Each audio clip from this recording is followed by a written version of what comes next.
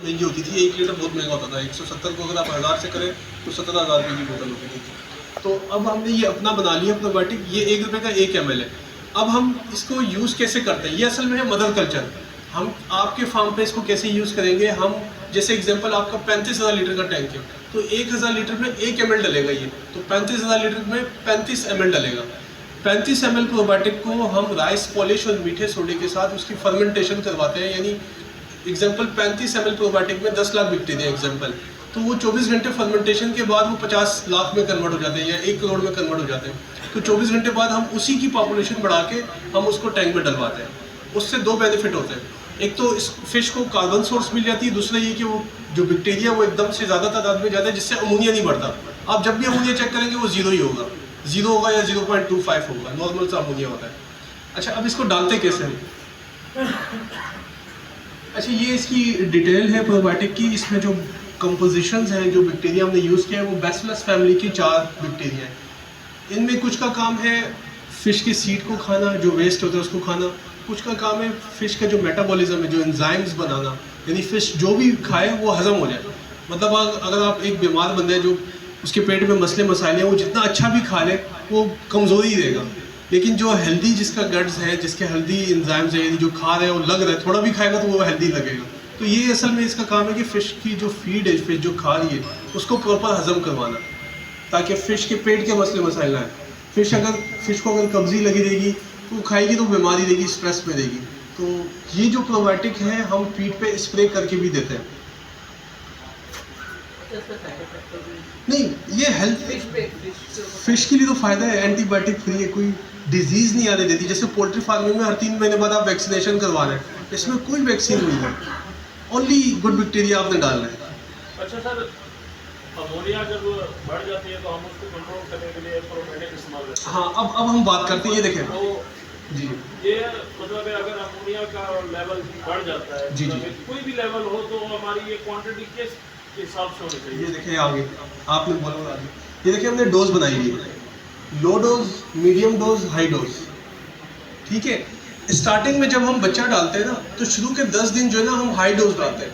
High dose mean, high dose बनाने का तरीका बता रहा हूँ मैं। 100 ml पानी लेना है आपने 1000 लीटर के लिए। अगर आप 1000 लीटर का टैंक है, 20 ग्राम राइस पॉलिश, मीठा सोडा 4 ग्राम, और हमारा ये प्रोबायोटिक ओनली 4 ml में। हम ना ये इंसुलिन वाली सिरिंज से यूज़ करते हैं। इंसुलिन वाली सिरिंज 1 ml की होती है, तो हम 4 सिरिंज उसमें डाल देते हैं और उसकी फर्मेंटेशन करके हम टैंक में डालते हैं, डायरेक्ट टैंक में डालते हैं? डायरेक्ट टैंक में डालते हैं। ठीक है, तो ये फार्मूला है। अच्छा, दूसरा ये है कि हम शुरू के 10 दिन के बाद फिर हम मीडियम डोज पे चले जाते हैं। मीडियम डोज, और मीडियम डोज हम कंटिन्यूसली चलाते हैं पूरे कल्चर, एक दिन छोड़ के एक दिन, एक दिन छोड़ के एक दिन, क्योंकि फ़िश की वो पानी की क्वालिटी को भी मेंटेन कर रहा होता है और फीड भी बना रहा होता है। 2 फायदे हो जाते हैं। हाई डोज शुरू के 10 दिन या 1 मंथ? शुरू के देखें हम तो 10 दिन यूज़ करवाते हैं, यहाँ पे हमने 1 मंथ भी लिखा हुआ है, लेकिन 10 दिन बहुत है। सही है। हमने फार्मर का खर्चा बचाने ना कि लगवाना है ज़्यादा। एक चीज़ की जरूरत 10 दिन में हो रही है तो वो आप क्यों ज़्यादा चला रहे हैं। फिर उसके बाद पूरा कंटिन्यूसली आपने मीडियम डोज चलानी है। और अगर सर्दियाँ आती हैं, सर्दी में मछली मेंटेनेंस मोड में हमारा फार्म चलता है, तो उस टाइम पे हम लो डोज चलाते हैं, क्योंकि मछली फीड भी कम खा रही होती है। मछली जितनी ज़्यादा फीड खाती है उतना ज़्यादा वो वेस्ट जनरेट करती है। उसको किल करने के लिए हमें डोजेज को मेंटेन करना होता है। तो ये हमने बड़ी आराम से एक डोजेज बना ली है इसकी। अच्छा, ये हाई डोज रोज देनी है 10 दिन तक, मीडियम जो है वो एक दिन छोड़ एक दिन छोड़ के एक दिन, और लो जो है सर्दियों में देनी, जब मछली फीड नहीं लेती, एक दिन छोड़ के एक दिन देना, क्योंकि मछली की फीडिंग कम होती है, जिसकी वजह से अमोनिया कम बनता है। तो हमें बायोफ्लोक ज़्यादा बनाने का फ़ायदा नहीं है। नवंबर, दिसंबर, जनवरी, ये 2-3 महीने हैं जिसमें मछली थोड़ी सी मेंटेनेंस मोड पे चल रही होती है। या तो कोशिश ये होती है कि अभी बेस्ट टाइम है शुरू करने का, ताकि अगले दिसंबर नहीं, मछली खाती कम है, ग्रोथ यानी 1 किलो की मछली 800 ग्राम पे नहीं आ जाएगी, वो 1 किलो पे ही रहेगी, लेकिन बढ़ाएगी नहीं वजन। हाँ, 1 किलो पे रहेगी, मतलब फीड कम खाएगी तो वो ग्रोथ मास कम जनरेट करेगी। तो मैं इसी का बता रहा हूँ कि जैसे ये फरवरी बेस्ट सीज़न है फॉर स्टॉकिंग। अगर आप फरवरी या मार्च में काम स्टार्ट करते हैं तो दिसंबर में आपने बेचने का माइंड बनाए, क्योंकि दिसंबर में रेट थोड़े से अच्छे मिल जाते हैं, 50-60 रुपये थोड़े से अच्छे मिल जाते हैं, डिमांड भी बहुत होती है, बेचने का कोई प्रॉब्लम नहीं आती। ठीक है, ये समझ में आ गई प्रोबायोटिक की डोज। असल में ये है बायोफ्लोक की जान। आपने इसको ही डेली बेसिस पे मेंटेन करना है। सर आपको भी सवाल? अच्छा, इसमें ऐसा कोई आप ऐसे सॉरी आप ऐसी कोई सर्विसेज देते हैं कि आपका कोई बंदा आके विजिट करके और जो है ना बिल्कुल मंथली बेसिस पे या वीकली बेसिस पे आके चेक करके जाता है? अच्छा, हमने ना इस काम को बड़ा आसान कर दिया है। यहाँ पे बड़े आईटी के भी लोग आए हुए हैं, हमने इसमें आईटी को भी ऐड कर दिया है। आप जैसे इन्वेस्टर हैं, इन्वेस्टर डेली तो नहीं जाएगा ना वहाँ पर, उसका तो अपना और भी काम करने। हमने इसकी एक वेबसाइट बना ली है, एप्लीकेशन बना ली है, पोर्टल बना ली है, जिसमें आपका जो एम्प्लॉय होगा वो डेली बेसिस पे एक्टिविटीज़ डाल रहा होगा अपनी, कि भाई कितनी फीड खिलाई, पानी की क्वालिटी क्या थी, डोजेज डाली या नहीं डाली, और महीने बाद आपके पास टोटल आ रहा होगा कि टोटल पूरे महीने में आपने फ़िश को कितनी फीड खिलाई है। और हम हर महीने बाद फ़िश का वज़न चेक करते हैं कि भाई अगर मैंने 50 किलो फीड खिलाई है तो आया मछली ने उतना वेट गेन किया या नहीं किया। तो हम हर महीने इसकी FCR निकालते हैं। थोड़ा पीछे जाएंगे। अच्छा, ये आपने इसमें हाई डोज लिखी हुई है, वाटर जो है ना 1000 100 ml 100 ml के ऊपर आपने ये आगे जो लिखा हुआ है ये है 1000 लीटर वाटर के लिए।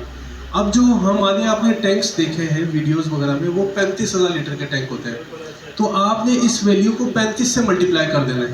यानी एग्जांपल, अगर आप 1 ml प्रोबायोटिक डाल रहे हैं तो 35,000 लीटर के टैंक में 35 ml डालना है। इसी तरह सोडा 35 ग्राम डालना है। यहाँ पे असल में वाटर लिखा हुआ है ना 100 ml, 1000 लीटर में 1000 ml होता है। 1 लीटर में 1000 ml होते हैं। हाँ, तो ये 100 ml लेना है ओनली, 100 ml पानी लेना है। पानी। एक मिनट,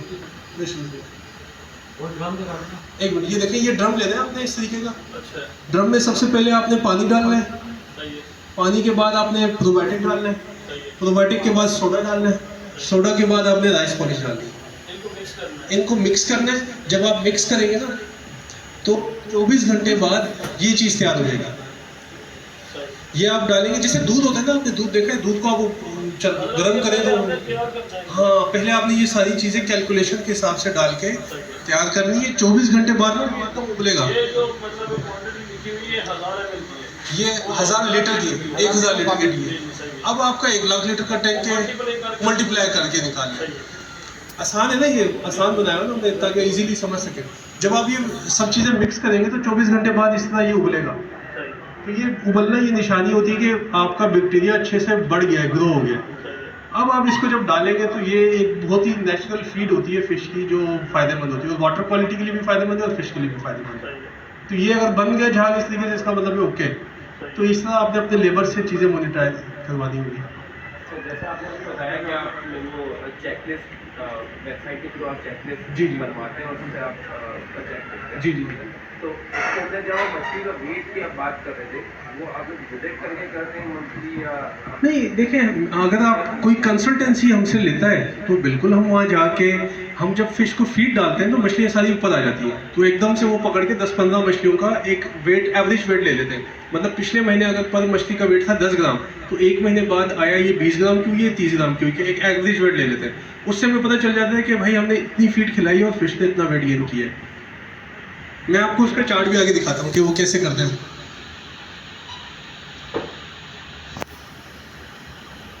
ये देखें एग्जाम्पल, ये देख रहे हैं मंथ फर्स्ट, ठीक है, हमने बिल्कुल सीड डाला, छोटा सा मच्छर बच्चा, 1 ग्राम का बच्चा था। 1 महीने बाद उसने 8 ग्राम वेट गेन किया, 1 इंच के बच्चे ने। और ये डेली एवरेज वेट आया 0.23 ग्राम, FCR आई 1.5, और फिश ने जो फीड खाई वो 10 ग्राम, मतलब 10 ग्राम फीड खा के मछली ने 8 ग्राम वेट गेन किया।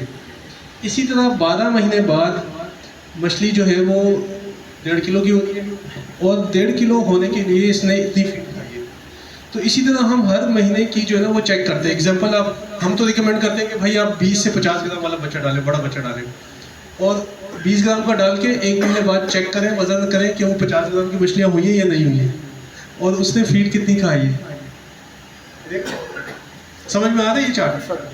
तो ये बिल्कुल डिटेल में हमने चीज़ें बनाई हुई हैं, पूरी रिसर्च के साथ, ऑथेंटिक रिपोर्ट। 20 ग्राम का बच्चा होता है, कितने इंच का होता है? कुछ 5-6 इंच का होता है, और प्राइस क्या होता है इसका? 50 रुपये तक के होते हैं। पर पीस। एग्जांपल आप एक टैंक में 500 बच्चा डाल दें तो समझ लें 25,000 का बच्चा मिलेगा। अब ये देखिए बड़ा अच्छा सवाल है। देखिए कोई भी चीज़ हम यहाँ बात करेंगे ना कैलकुलेशन के हिसाब से बात करेंगे। आप जब ट्रेनिंग लेने आए तो जिस तरह मुर्गी पोल्ट्री फार्म में वो पूछते हैं कि भाई आपने मुर्गी का वेट 1 किलो करवाना है या 2 किलो करवाना है या 1.5 किलो करवाना है, उस हिसाब से शेड में चूज़ा डाला जाता है। जैसे आप बोलते हैं भाई 1 किलो मैंने मुर्गी का वेट गेन कराना है, वो बोलेंगे भाई 30,000 मछलियाँ मुर्गियाँ डाल दो। इसी तरह अगर वो कहते हैं 2 किलो वेट गेन कराना है तो वो 15,000 चूज़ा डालते हैं, डेंसिटी उसको ज़्यादा देता है। तो इसी तरह फिश का भी कैलकुलेशन है। अगर आपने मछली का वेट गेन कराना है 1 किलो तो आप 60 लीटर पानी में एक मछली डाल दें। अगर आपने 1.5 किलो वेट गेन कराना है तो 80 लीटर पानी में एक मछली डाल दें। तो ये कैलकुलेशन है सारी।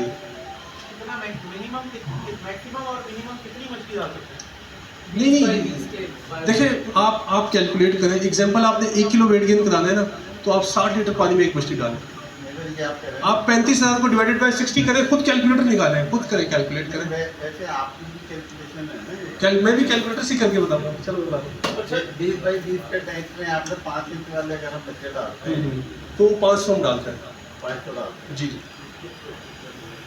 अच्छा ये कोई कह रहा था कि ये जो 1 इंच वाले बच्चे होते हैं ये कुछ ऐसे होते हैं कि मतलब डाले आपने 2,500 डाले, हाँ चलने के बाद देखा आपने पता चला 200 या 300 बच्चे हैं। हाँ, वो रीज़न ये है कि मछली एक दूसरे को खाती है। जो छोटा बच्चा लोग सस्ते के चक्कर में ले तो लेते हैं, लेकिन क्या होता है कि कुछ मछलियाँ तेज़ी से बड़ी हो जाती है। जो बड़ी हो जाती है वो छोटी मछली को खाना शुरू कर देती है। आपको तो नहीं पता अंदर क्या चल रहा है। तो इसीलिए मैंने सजेशन ये दी पहली दफ़ा में कि 20 ग्राम का बच्चा मिनिमम डालें। उसमें कांटे बन जाते हैं, वो एक दूसरे को नहीं खाती। लेकिन अगर आप बिल्कुल मच्छर वाला बच्चा लेंगे तो उसको मेंटेन करना हर बंदे का काम नहीं है, बस का बात नहीं है। ठीक है, तो हमेशा या तो अगर आपने करना भी है तो उसकी 15 दिन बाद फौरी ग्रेडिंग करें। यानी अगर आपने 1 इंच का बच्चा डाला तो 15 दिन में जो शूटर होते हैं वो बन जाते हैं। तो 15 दिन बाद जब उसकी ग्रेडिंग करेंगे, उनको आगे टैंकों में शिफ्ट करेंगे तो बड़े अलग डालें, छोटे अलग डालें, मीडियम साइज़ के अलग डालें।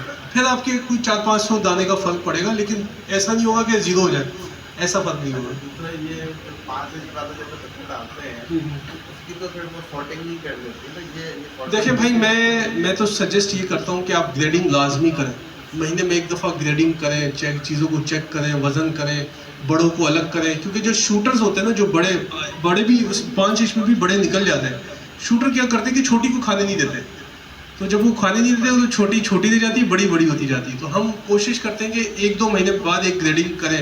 उससे हमें फिगर पता चल जाता है कि भाई मेरे इस टैंक में जो शूटर है वो 1 किलो वाली 500 मछलियाँ मौजूद हैं। मगर इसके लिए तो फिर हमें 2 टैंक लगे पड़ेंगे।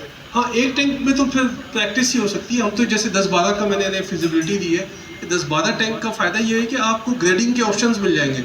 आपको जब कोई ख़रीदार आएगा, जब मैं चूँकि खुद फार्मर हूँ तो मेरे पास बहरिया टाउन भी एक्सेस कर रहा है। वो बोलता है भाई मुझे 700 ग्राम वाली चाहिए, कोई कहता है 800 ग्राम वाली चाहिए। तो मुझे पता होता है, मैंने ग्रेडिंग की होती है तो मुझे पता होता है हाँ मेरे इस टैंक में ये माल पड़ा हुआ है, इस टैंक में ये माल पड़ा हुआ है, इस टैंक में ये माल पड़ा हुआ है। तो उस हिसाब से इनको रेट दे देता हूँ। बड़ी मछली के ज़्यादा रेट है, छोटी मछली की कम रेट है, चाहिए तो ले लो भाई।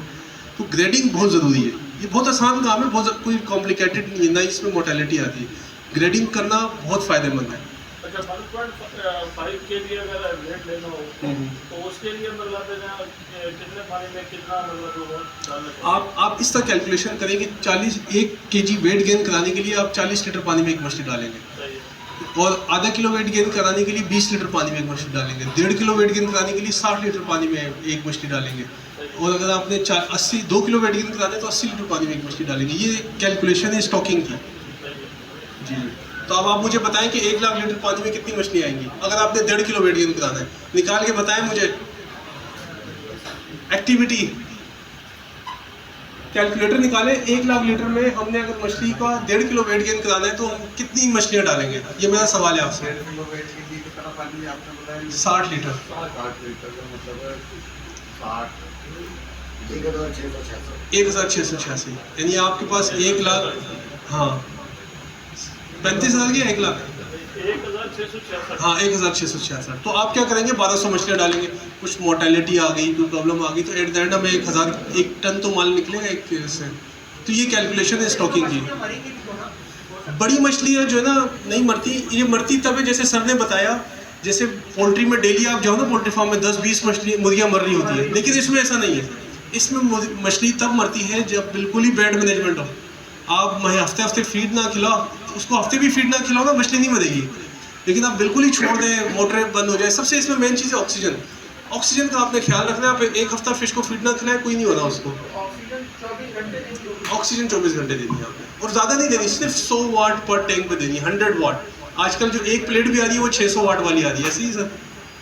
Solar panel. सोलर पैनल की जो एक प्लेट आ रही है, तो एक टैंक पे एक प्लेट लगा दी। वो सोलर वाले से पूछेगा, मैं इतना टेक्निकल नहीं हूँ, मगर मैं आपको चीज़ों को बता रहा हूँ कि 100 वाट चाहिए उसके लिए, मतलब एक टैंक को 100 वाट 100 वाट चाहिए।